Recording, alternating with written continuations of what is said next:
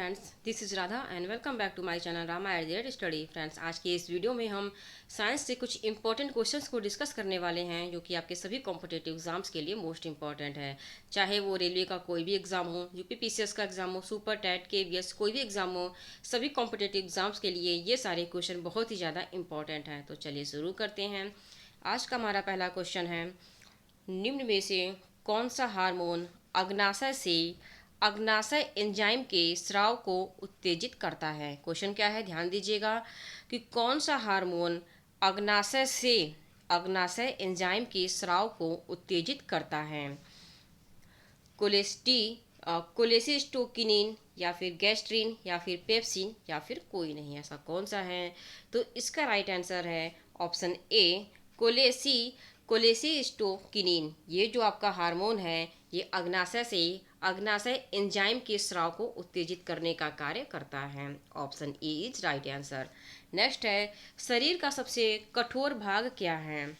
अस्थि, दंतकल्प, कपाल या फिर अस्थि मज्जा।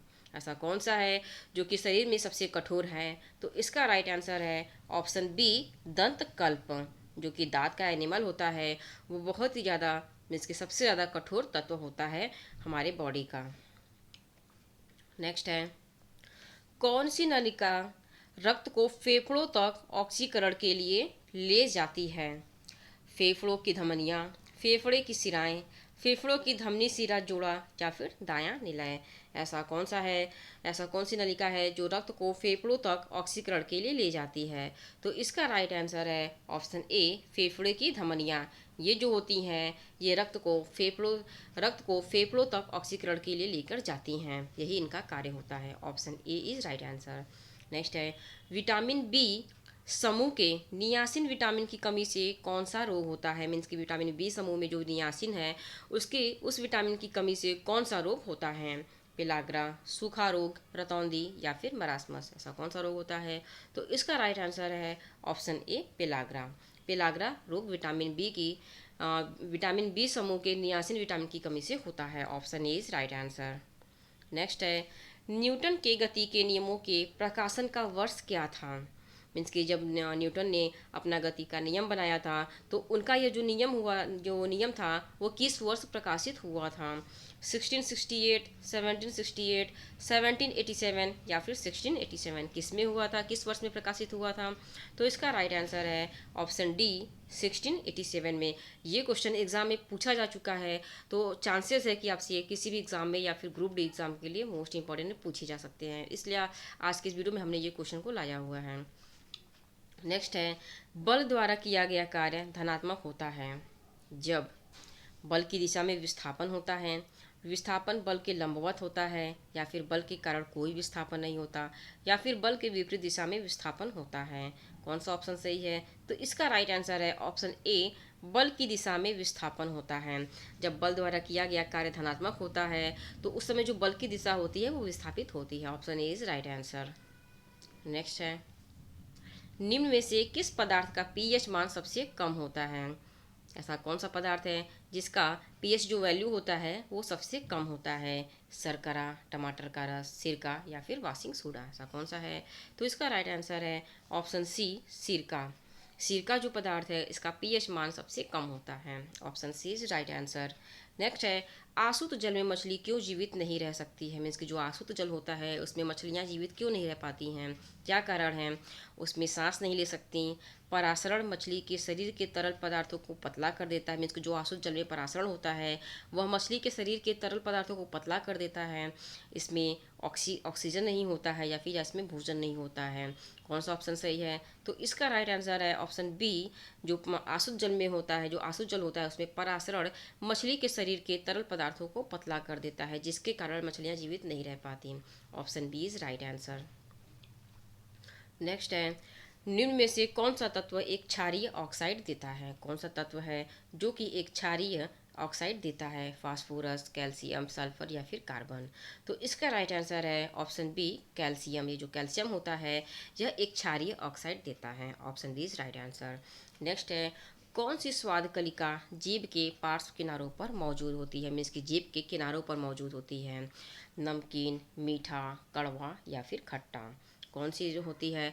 तो इसका राइट आंसर है ऑप्शन डी, खट्टा। जो खट्टा अ, जो खट्टे का जो स्वाद होता है वो जीभ के पार्श्व किनारों पर मौजूद होता है। आपको यहाँ पे फ्रेंड्स दिखा दे रहे हैं। ये देखिए, ये आपका उमामी है। इसमें मीन्स कि जो आपका ये जो एरिया है, इसमें सभी तरह के में मिक्स इसमें टेस्ट आते हैं, ठीक है। और ये जो आपका खट्टे का जो है, जो अभी आपका क्वेश्चन में पूछा गया है, आप यहाँ पे देख सकते हैं, ये यहाँ पे है। ये जो पार्श्व किनारा जो कहा गया है, ये आपका किनारा इस साइड है और यहीं पे हमें खट्टे का फील होता है, मीन्स कि खट्टे का अनुभव होता है या टेस्ट होता है, पीसे कह सकते हैं। और जो हमारा मीठे का जो टेस्ट होता है वो हमारा इस साइड होता है। कहाँ होता है? इस साइड होता है। और जो हमारा बीटर बीटर मीन्स कि कड़वा, जो कड़वा जो टेस्ट होता है वो हमारा इस साइड होता है। ये पीछे के साइड हमारा यहाँ पे कड़वे का टेस्ट होता है। और जो साल्टी होता है, आप यहाँ पे देख सकते हैं कि हमारा जो सबसे नीचे की तरफ होता है।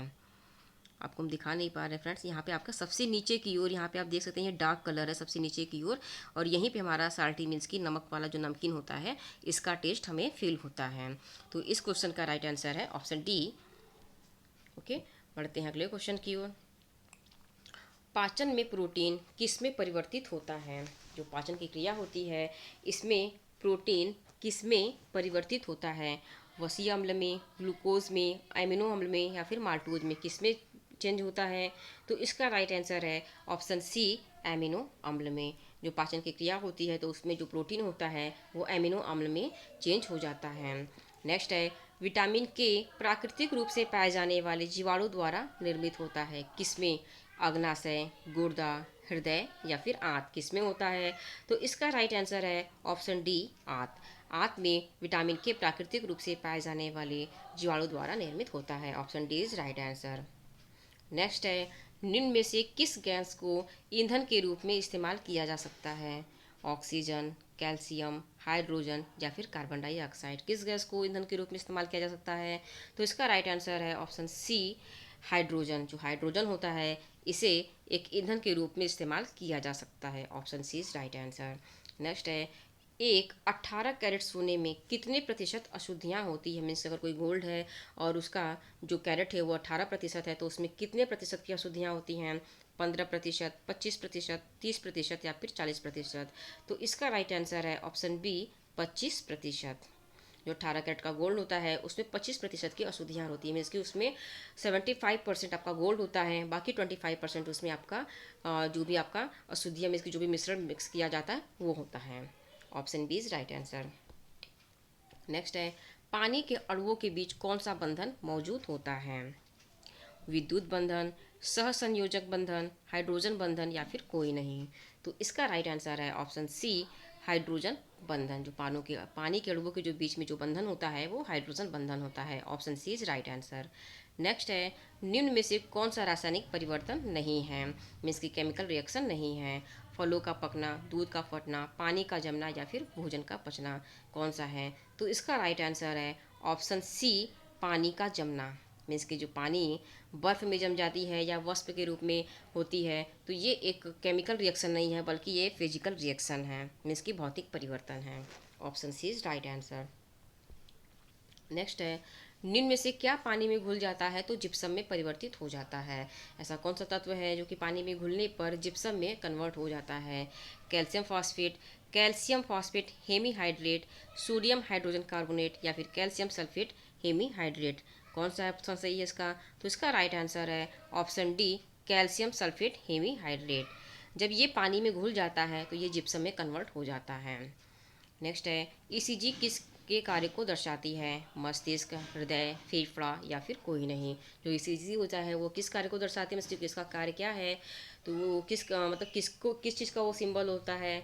जो आप देखते होंगे मशीनों वगैरह में ईसीजी का जो सिंबल ऊपर नीचे अप डाउन होता रहता है, तो वो किस कार्य को दिखाता है?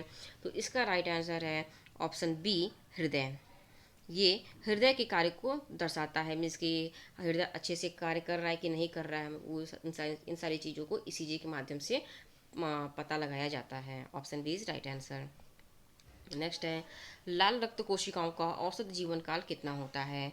70 से 90 दिन, 30 से 50 दिन, 100 से 120 दिन या फिर 160 से 180 दिन कितना होता है? तो इसका राइट आंसर है ऑप्शन सी 100 से 120 दिन। जो लाल रक्त कोशिकाएं होती हैं उनका जो औसत जीवन काल होता है वो 100 से 120 दिन का होता है। Option C is right answer. Next है टेलीविज़न का आविष्कार किसने किया था? J L Baird, Parkinson, Louis Braille या फिर कोई नहीं। तो इसका राइट आंसर है option A J L Baird. J L Baird ने टेलीविज़न का आविष्कार किया था। Option A is right answer. Next है ऑटोमोबाइल में हाइड्रोलिक ब्रेक काम करते हैं किसके सिद्धांत पर कार्य करते हैं? पास्कल के सिद्धांत, आर्किमिडीज के सिद्धांत, बर्नौली के सिद्धांत या फिर कोई नहीं। किसके सिद्धांत पर ऑटोमोबाइल में हाइड्रोलिक ब्रेक कार्य करते हैं? तो इसका राइट आंसर है ऑप्शन ए पास्कल का सिद्धांत। जो पास्कल का सिद्धांत है इसके अकॉर्डिंग ही ऑटोमोबाइल में हाइड्रोलिक ब्रेक काम करते हैं। Option A is right answer. Next है निम्न में से किस रोग को पिंक आई के नाम से जाना जाता है? कंजक्टिविटी, मायोपिया, प्रेस बायोपिया या फिर दृष्टि वैषम्य किसे जाना जाता है पिंक आई के नाम से?